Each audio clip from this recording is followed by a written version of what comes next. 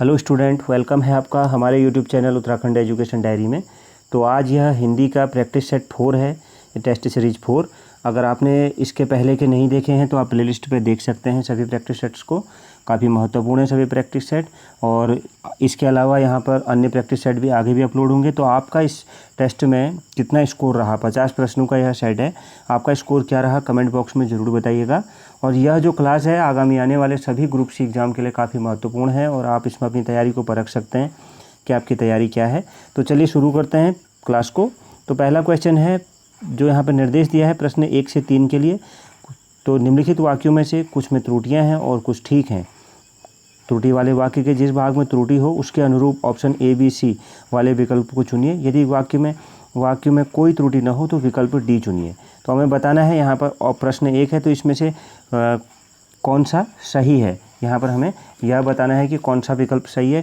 तो कौन सा, इसमें ऑप्शन सी, यहाँ पर ऑप्शन सी में क्या है, त्रुटि है।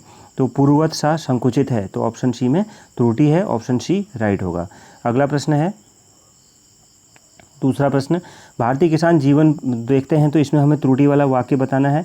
तो इसमें राइट आंसर क्या होगा, ऑप्शन ए, भारतीय किसान आजीवन भर। तो यह यहाँ पर एक त्रुटिपूर्ण वाक्य है तो ऑप्शन ए राइट आंसर होगा। अगला प्रश्न है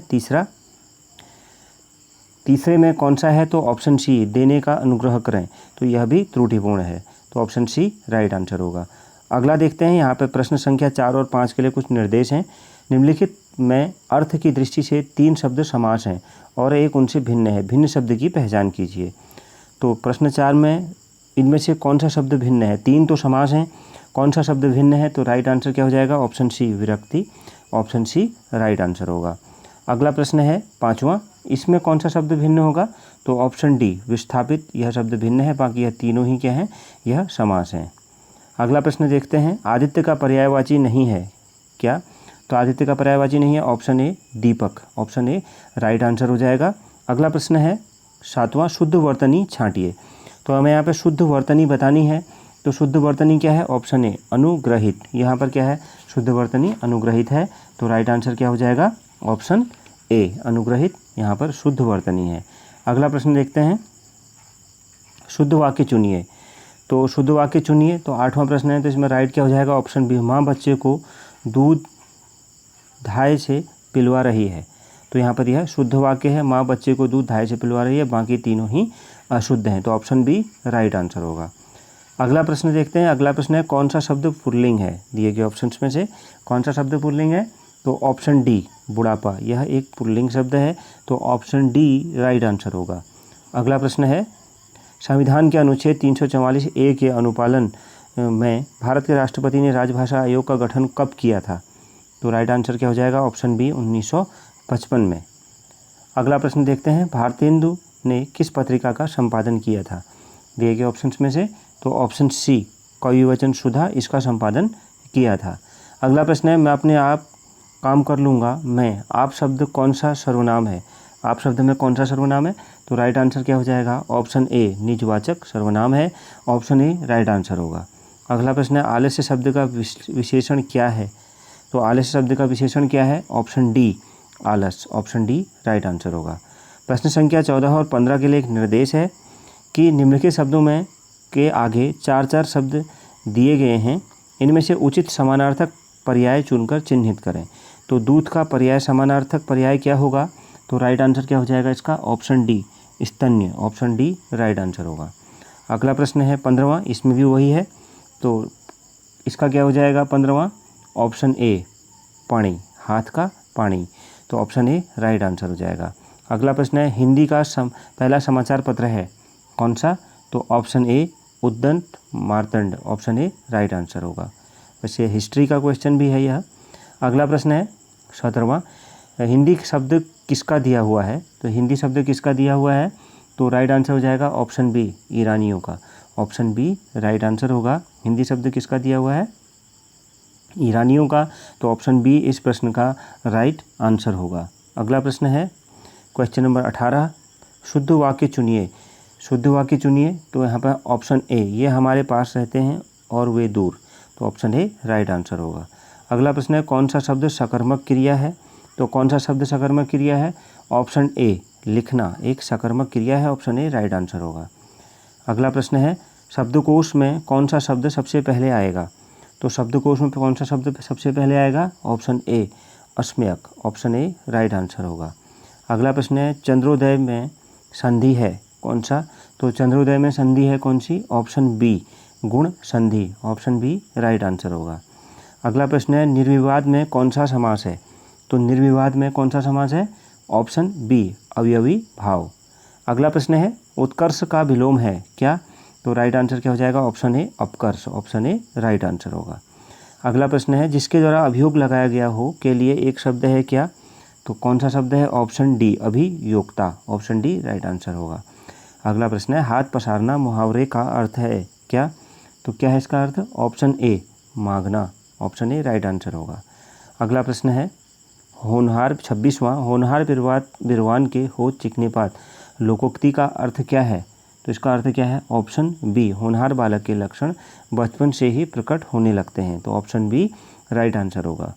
अगला प्रश्न है क्वेश्चन नंबर 27, जहां अनेक वर्णों की आवृत्ति केवल एक बार होती है वहां होता है क्या? तो राइट आंसर हो जाएगा ऑप्शन सी छेकानुप्रास, छेकानुप्रास, ऑप्शन सी राइट आंसर होगा। अगला प्रश्न देखते हैं शुद्ध वाक्य चुनिए, तो इसका राइट आंसर क्या हो जाएगा 28वें का? ऑप्शन ए वेदों के 6 अंग माने जाते हैं, बिल्कुल इसके वेदों के 6 अंग होते हैं, तो ऑप्शन ए राइट आंसर हो जाएगा। अगला प्रश्न है गलत युग्म चुने, तो हमें यहाँ पर गलत युग्म चुन के बताना है, तो इसमें राइट आंसर क्या हो जाएगा? ऑप्शन सी रंगभूमि महादेवी वर्मा, यह गलत युग्म है, बाकी सब सही हैं। अगला प्रश्न है क्वेश्चन नंबर 30, उपसर्ग रहित शब्द कौन सा है? दिए गए ऑप्शंस में से ऑप्शन ए सुखी उपसर्ग रहित शब्द है। अगला प्रश्न है अध्यापिका शब्द में प्रत्यय है कौन सा? तो अध्यापिका शब्द में प्रत्यय ऑप्शन डी इका, ऑप्शन डी राइट आंसर होगा। अगला प्रश्न है क्वेश्चन नंबर 32, मन के किसी और प्रवृत्त होने या उससे हटने की अवस्था है क्या? तो राइट आंसर है ऑप्शन सी मनोवृत्ति, ऑप्शन सी राइट आंसर हो जाएगा। अगला प्रश्न देखते हैं अधिकारों की प्राप्ति के लिए बनाया गया संगठन है कौन सा? तो राइट आंसर हो जाएगा ऑप्शन ए संघ, ऑप्शन ए राइट आंसर होगा। अगला प्रश्न है अनेकार्थक शब्द है कौन सा?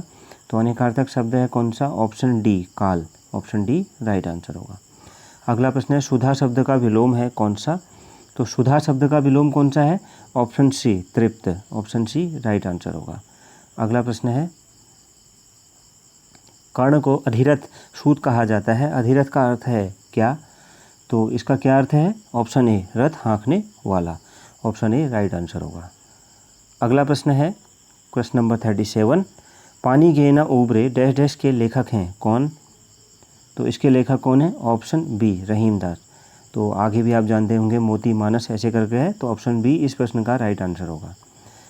क्वेश्चन नंबर 38, वैदेही वनवास पुस्तक के लेखक कौन हैं? तो option D Ayodhya Singh Hariaudh, option D right हो आंसर इसका होगा। अगला प्रश्न देखते हैं दोहा और चौपाई कैसे छंद हैं? दोहा और चौपाई कैसे छंद हैं? क्वेश्चन नंबर 39, ऑप्शन ए मात्रिक छंद हैं, ऑप्शन ए राइट आंसर हो जाएगा। अगला प्रश्न है क्वेश्चन नंबर 40, सत्कर्म का संधि विच्छेद है क्या? तो राइट आंसर क्या हो जाएगा? ऑप्शन सी सत प्लस कर्म, ऑप्शन सी राइट आंसर होगा। अगला प्रश्न है दही बड़ा में कौन सा समास है? तो दही बड़ा में कौन सा समास है? क्वेश्चन नंबर 41 का ऑप्शन ए राइट आंसर हो जाएगा तत्पुरुष। अगला प्रश्न है योजना आयोग है, तो राइट आंसर क्या हो जाएगा इसका? 42वां प्रश्न है, तो ऑप्शन बी सलाहकार समिति, ऑप्शन बी राइट आंसर होगा। पंजाबी भाषा की लिपि क्या है? तो पंजाबी भाषा की लिपि तो option B Gurmukhi, option B इस प्रश्न का राइट आंसर होगा। अगला प्रश्न है घड़ों पानी पड़ना मुहावरे का सही अर्थ क्या है? तो इसका राइट आंसर क्या होगा? ऑप्शन बी लज्जित होना। अगला प्रश्न देखते हैं क्वेश्चन नंबर 45, उत्थान का विलोम शब्द है क्या? तो ऑप्शन बी पतन। क्वेश्चन नंबर 46, अनुकूल शब्द का विलोम शब्द है क्या? तो ऑप्शन ए प्रतिकूल। अगला प्रश्न देखते हैं 48वां, गर्दन उठाना मुहावरे का सही अर्थ क्या है? तो क्या है? ऑप्शन ए प्रतिवाद करना, ऑप्शन ए राइट आंसर होगा। अगला प्रश्न है क्वेश्चन नंबर 49, विष्णु प्रभाकर द्वारा रचित आवारा मसीहा किसकी जीवनी है? तो ऑप्शन सी रविंद्रनाथ टैगोर की जीवनी है। अगला प्रश्न क्वेश्चन नंबर 50, किस वाक्य में क्रिया भूतकाल में नहीं है? तो राइट आंसर हो जाएगा ऑप्शन बी, उसने पढ़ाई की थी। ऑप्शन बी राइट आंसर होगा। तो ये थी हिंदी की क्लास। आपका स्कोर क्या रहा हिंदी की टेस्ट प्रैक्टिस सेट, इसमें आपका स्कोर क्या रहा कमेंट बॉक्स में ज़रूर बताइएगा। मिलते हैं नेक्स्ट क्लास में। Thank you very much.